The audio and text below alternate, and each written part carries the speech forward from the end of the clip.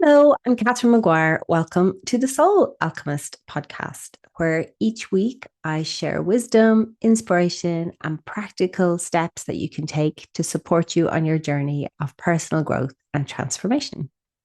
Thanks for hanging out with me today.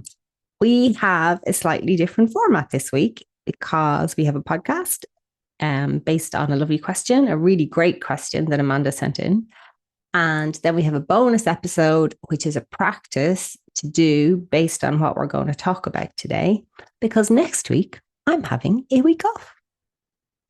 So you've plenty to keep you busy, plenty for you to dive into. We have a really rich topic this week. And if you have questions about this week's topic or want more information on it or want me to go in a bit deeper on subsequent podcasts, please do let me know, because I'm going to try and keep it to about 20 minutes today. But this is a really big subject, because Amanda's question is great because it opens up into something much, much bigger that I think we can all really benefit from. And if this doesn't apply to you today, as in the topic isn't specific to you, it will definitely apply to someone in your life. So let's go. So Amanda's question was, absolutely loving the podcast, Catherine. Thank you very much. Any chance you could share some of your wisdom on procrastination? Honestly, it's the bane of my life. I'm sure it's fear-based, but I can never fully get to the root of it to change it. I'm sure lots of people out there are serial procrastinators too, and would welcome your thoughts. All right. So procrastination, what is procrastination? Procrastination is when you need to do something or want to do something that is usually for your betterment, for your, that will help you have a better, easier, more joyful, more expansive life, whatever it is. And you're not doing it. You find ways to, use the time to do something else. And then maybe at the last minute, you do the thing that you needed to do. And some people are really good at doing things under pressure. Some people are really good at leaving things to the last minute and using that time stimulus as the kind of the creative energy to get something done. But if you're procrastinating, that's probably not the case, because if you're procrastinating, the time when you're not doing the thing, whatever the thing is that you need to be doing, you're usually beating yourself up that you're not doing it. You're stressing over not doing it. You're giving yourself a hard time. Why can't I just do the thing and then have it done and get it in early or get it in on time or be finished with it? And you're often filling the time with other things. So I got in touch with Amanda and I asked her to give me a bit more information about her relationship with procrastination. And she was really honest. And she also said I could share with you. And she said what she spends her time doing, she knows she has something to do, be that a project or a deadline. She knows she has something to do. She knows it will help her live a better life, or that will help her grow. And she doom scrolls. Or on one occasion, she cleaned the bathroom with a toothbrush, which I have to say I was really impressed with. So that's what we do. That's what we do when we procrastinate. And there's a couple of layers to procrastination. So the first layer, the reason why we procrastinate, is around fear. So what happens is, and it's kind of a spectrum of fear in that on one part of the spectrum, we have fear based on not good enough. If I do this thing, I will prove to myself or prove to other people or to my team or to my family that I'm actually not good enough. Therefore, if I procrastinate doing it, I don't have to face the fact that I'm actually not good enough. And if I procrastinate and just do it at the last minute, I have the excuse that I didn't really have enough time to do it. So it wasn't really my best work. So I can't really be judged on it. So that's fear on one side of the spectrum. On the other side of this spectrum, we have fear based on the fact that you might be amazing. It's fear of success. If I do this thing, people will see my gifts. People will see how talented I am. People will see what I have to contribute. Oh my goodness, if I do this thing, I will actually be shining my light in the world. And then what happens? Maybe I'll have to change my life. Maybe I'll be given more responsibility. Maybe they'll ask me to do a different job. Maybe people will be jealous. Maybe it will change my relationship with my friends because they'll think I have notions, or who is she, or who is he? They're so big in their, too big for their boots, or whatever it is. Or maybe my family will think about me differently and I lose friendships. So maybe I won't do this thing and procrastinate because I don't actually want to show people how bright and shiny and amazing I am. And as you can probably hear, both ends of the spectrum based on fear, it's exhausting. It's exhausting. And it's also stopping you from showing up in the world. But I spoke to Amanda after she messaged me, and this is not where she's at. She's not in the fear level because she's looked at the fear. She's looked at the fear of not good enough, and she's looked at the fear of success, and she still can't get to the root of the issue. Which brings us to our topic this week, which is really juicy. Okay. If you are procrastinating and it's not based on fear, or you're pretty sure it's not based on fear, or you've worked through some of the fear and alchemized the fear, but it's still going on, chances are you are out of relationship, out of right relationship with your warrior archetype. So what's an archetype and what's your warrior? An archetype, like our psyche is made up of archetypes. They're energies that inform our behaviors. They inform how we think, how we act in the world. And those archetypes can be in or out of balance. So if I said to you, so-and-so, Audrey has a really strong mothering archetype, a really strong mother archetype, you already would have a picture of Audrey. Okay. For you, that probably means that she's very nurturing. Maybe she makes a lot of home cooked food. There's a way she looks after people, and either she, has that mothering energy, whether it comes to children, comes to friends, family, people at work, or whatever it is, or projects. Okay. There's this mother hen archetypal energy. And that energy can be in balance where you're really supporting and nurturing people, or it can be out of balance where you're over supporting, over nurturing, over mothering to the point where people feel claustrophobic and they feel like they can't grow. Okay. So every archetypal energy can be in balance or out of balance, which brings us to the warrior. The warrior is one in our modern culture, I think, of the most misunderstood archetypes. And it's probably the one we're most afraid of, which is why we shy away from it. So the warrior at its core, the very core of the warrior, is the energy that gets you out of bed in the morning. It's not the energy that gets you out of bed after you hit the snooze button 3 times. It's the energy that gets you out of bed the second the alarm goes off or the moment you know you need to get up. Okay. So the warrior gets you out of bed. All right.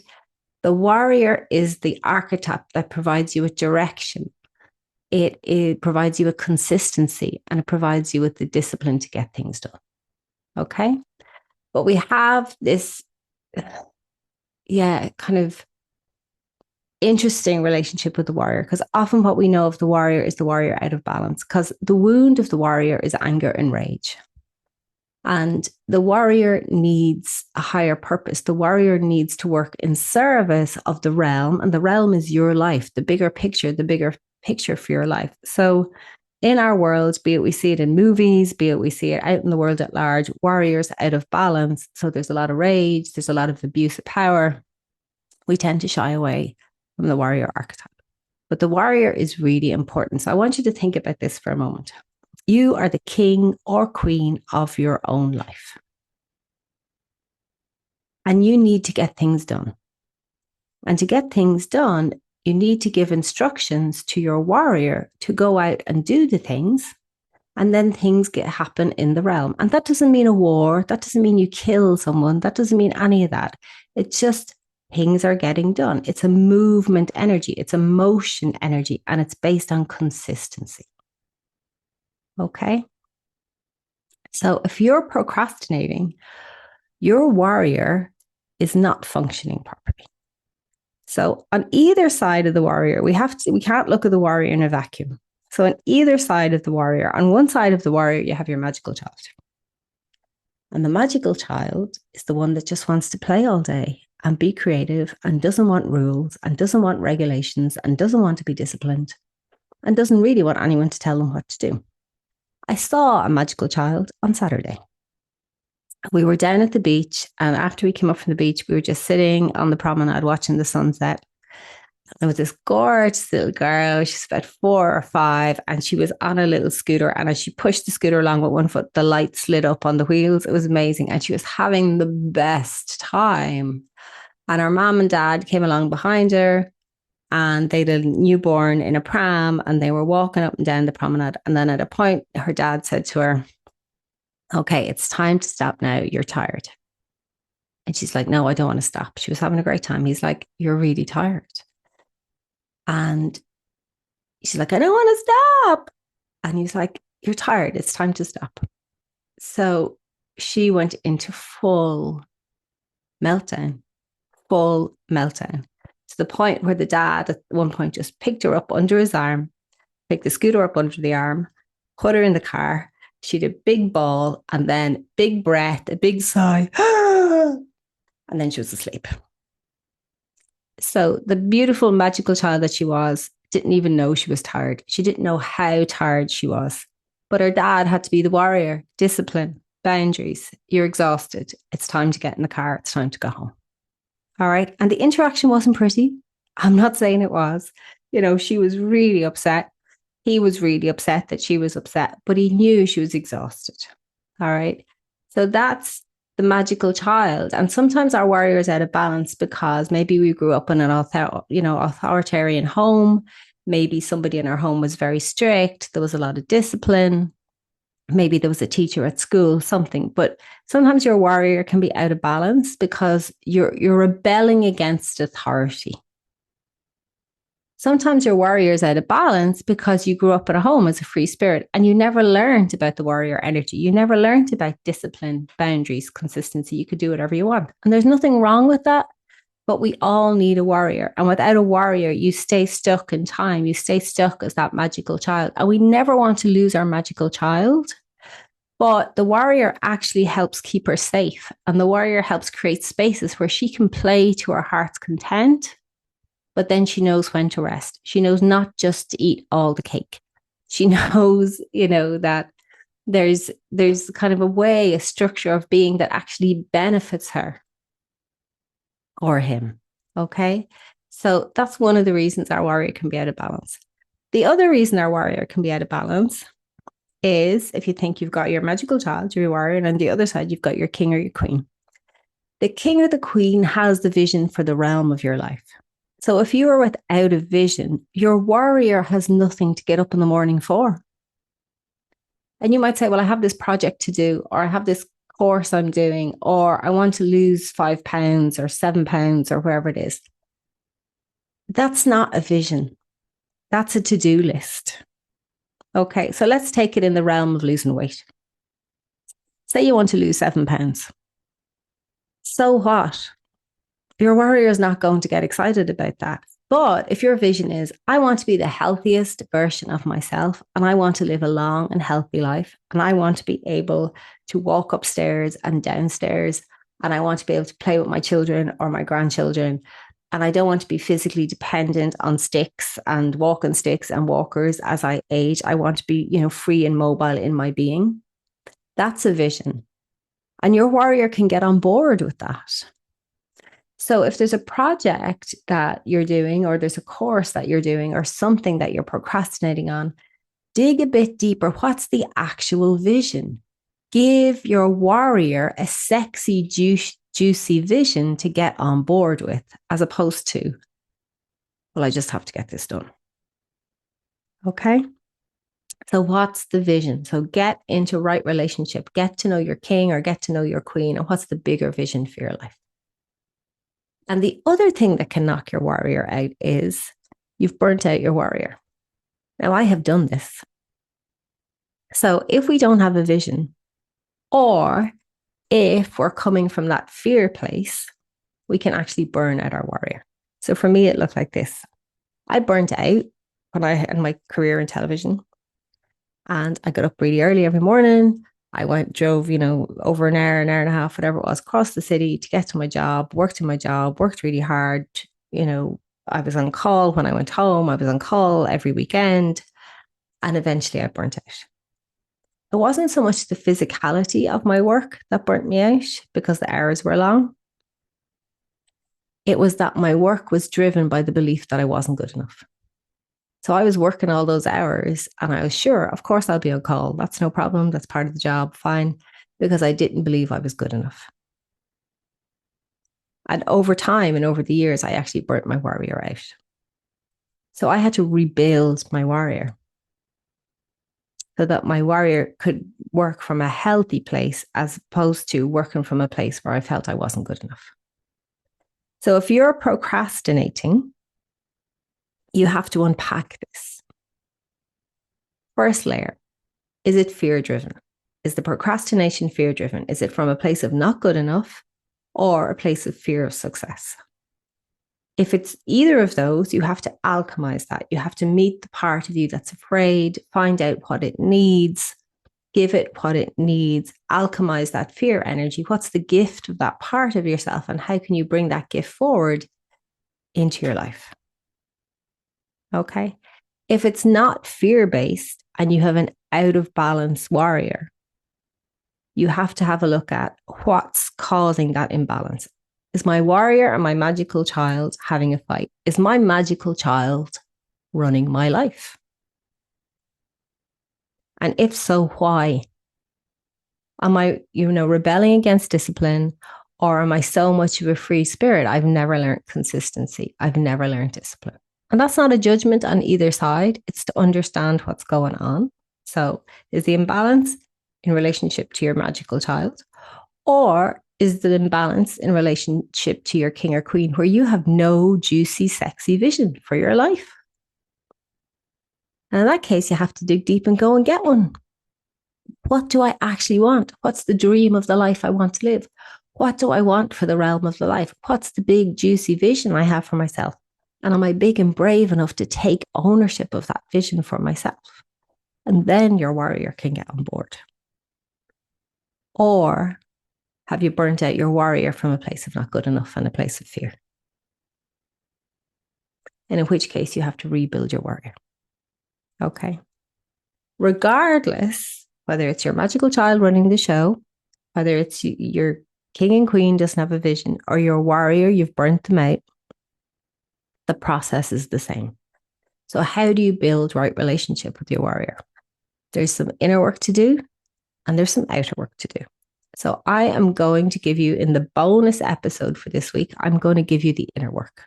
Okay, I'm going to give you a fabulous guided journey where you go and meet your warrior and you find out what's going on and we alchemize some energy. And then if you keep working with that journey, that meditation, it'll help you come in your inner world to come into balance with your warrior. Okay, so I've got you covered with that. There's also coming into balance with your warrior in your day-to-day life. So how do you do that? Remember what the warrior is about: discipline, boundaries, consistency. You have to build that in your life.